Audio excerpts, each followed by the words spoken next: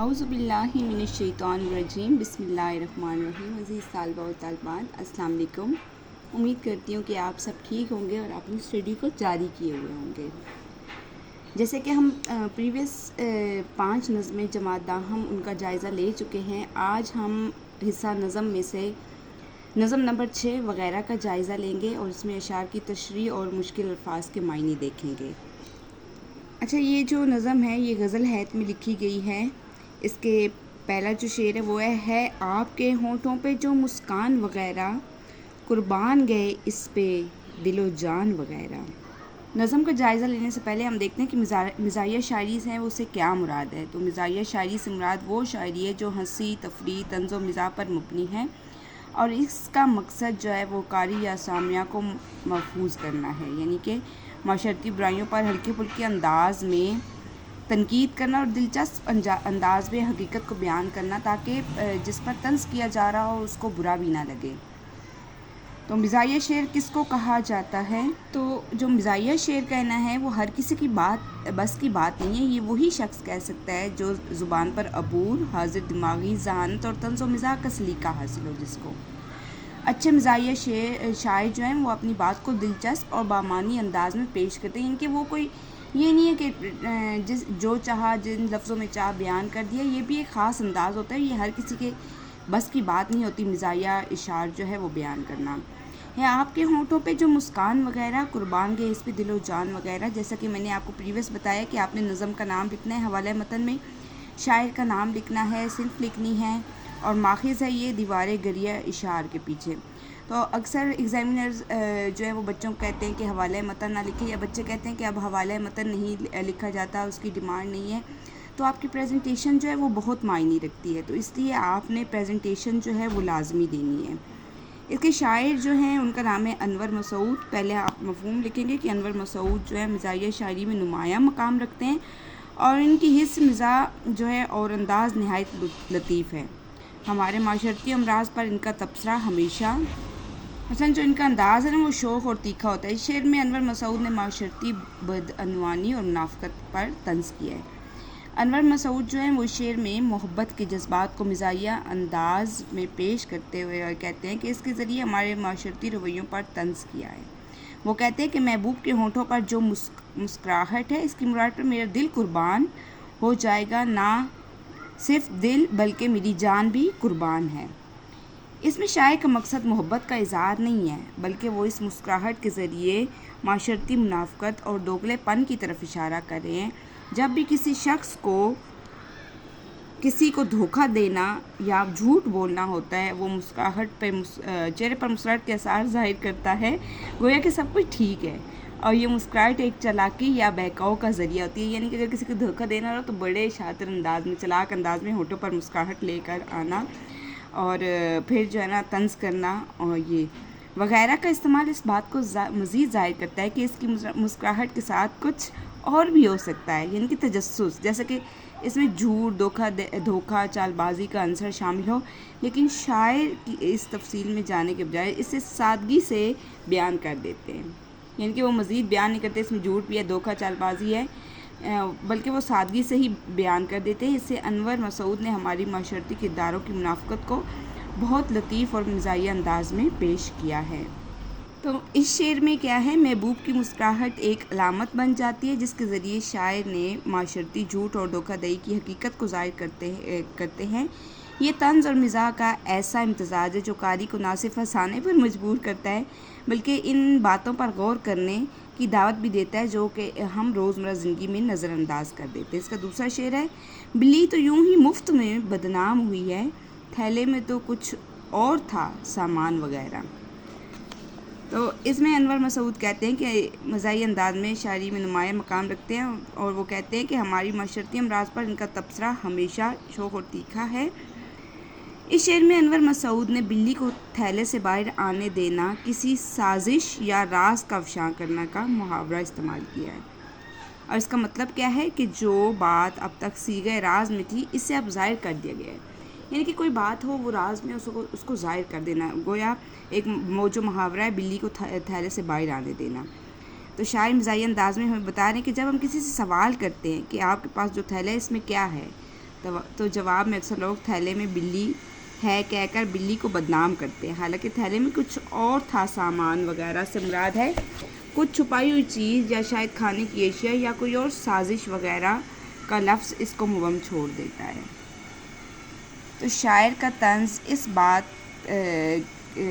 کی شاعر کا طنز جو ہے اس بات پر ہے کہ اصل قصوروار کوئی اور، شاید خود شاعر یا کوئی انسان تھا، لیکن الزام جو ہے وہ کس کو دیا؟ بلی کو دیا۔ تو یہ معاشرے کے اس رویے کی عکاسی کرتا ہے کہ ہم اکثر دوسروں پر الزام لگا کر خود کو بری الذمہ سمجھتے ہیں۔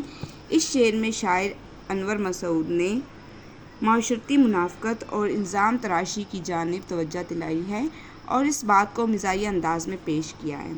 اب شعر نمبر 3 دیکھتے ہیں۔ بے حرص و غرض قرض ادا کیجیے اپنا، جس طرح پولیس کرتی ہے چالان وغیرہ۔ تو اسی طرح جب آپ نے اشعار کی تشریح کرنی ہے تو آپ نے شاعر کے بارے میں ضرور لکھنا ہے جو آپ پچھلے تمام اشعار میں دیکھتے آ رہے ہیں۔ تو شاعری شعر میں معاشرے کی ایک اور برائی کو اجاگر کرتے ہوئے طنزیہ انداز میں فرماتے ہیں کہ اگر کسی شخص نے کسی دوسرے کا قرض جو ہے واپس کرنا ہو تو اسے چاہیے کہ وہ بلالچ اور نیک نیتی سے قرض واپس کر دے، بالکل اسی طرح جیسے ہماری پولیس فرض شناسی سے قوانین توڑنے والے کا چلان کرتی ہے۔ اور یہاں پر کیا ہے؟ پولیس کا تذکرہ طنزیہ طور پر کیا گیا ہے، کیونکہ ہمارے وطن کی پولیس جب بھی کسی کا چلان کرتی ہے تو اس کے پیچھے عموماً رشوت خوری کا عنصر ہوتا ہے، یعنی کہ وہ رشوت خور ہوتے ہیں، یعنی کہ پولیس جب چلان کرتی ہے تو رشوت لیتی ہے۔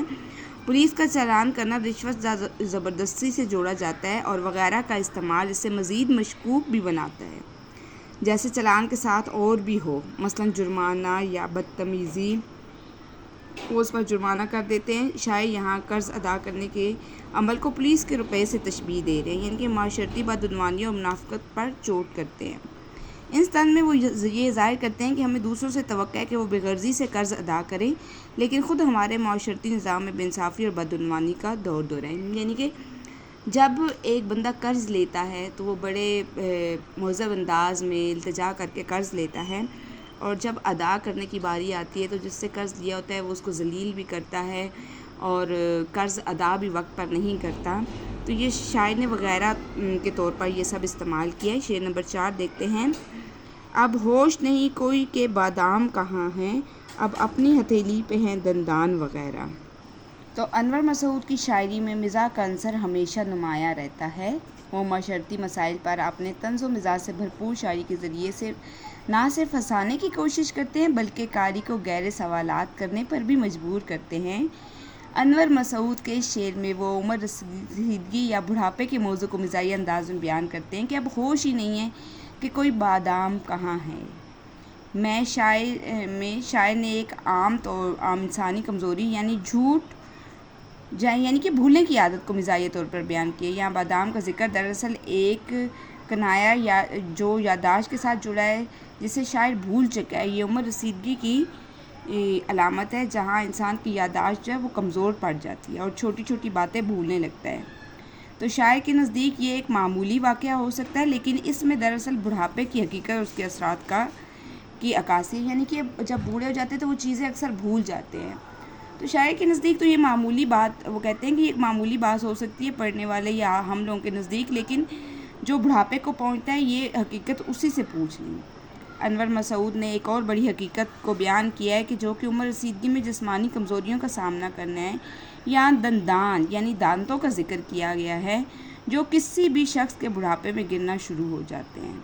تو اس مصرعے میں ایک سنگین حقیقت کو مزاحیہ انداز میں پیش کیا گیا ہے کہ انسان کی ہتھیلی پر دانتوں کی یعنی کہ دانتوں کی موجودگی نہ کہ منہ میں اس بات کا اظہار کرتی ہے کہ جسمانی حالت کمزور ہو چکی ہے اور عمر کا اثر واضح طور پر ظاہر ہونے لگا ہے۔ یہ خوبصورت مزاحیہ تبصرہ ہے جو بڑھاپے کی جسمانی کمزوریوں کو یوں بیان کرتا ہے، لیکن ساتھ ہی ساتھ اس میں گہری سچائی بھی پوشیدہ ہے۔ انور مسعود اپنے اس شعر میں نہ صرف عمر کی کمزوریوں پر ہنسنے کی دعوت دیتے ہیں بلکہ اس بات کا بھی اشارہ کرتے ہیں کہ ہم جو کچھ چھپانے یا نظر انداز کرنے کی کوشش کرتے ہیں وہ حقیقت ایک دن سامنے آ ہی جاتی ہے۔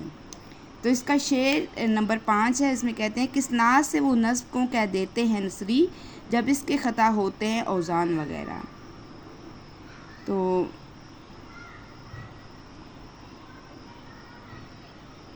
اس میں شاعر جو ہیں بعض کمزوریوں پر طنز کریں جو اپنی غلطیوں کو فخر کے ساتھ، ان نقادوں پر طنز کریں جو اپنی غلطیوں کو فخر کے ساتھ جو ہے وہ پیش کرتے ہیں۔ اس شعر میں انور مسعود نے شاعری کے ناقص حالت کو مزاحیہ انداز میں پیش کیا ہے۔ یہاں نظم کے ساتھ نثری کا ذکر ایک طنز ہے، کیونکہ نظم اور نثر میں بنیادی فرق ہوتا ہے، اور یہ فرق صرف لفظوں کے استعمال کا نہیں ہے بلکہ شاعری کے اصولوں یعنی وزن، بحر اور ثنایا و بدایا کا بھی ہوتا ہے، یعنی کہ نظم اور نثر میں فرق ہوتا ہے کافی۔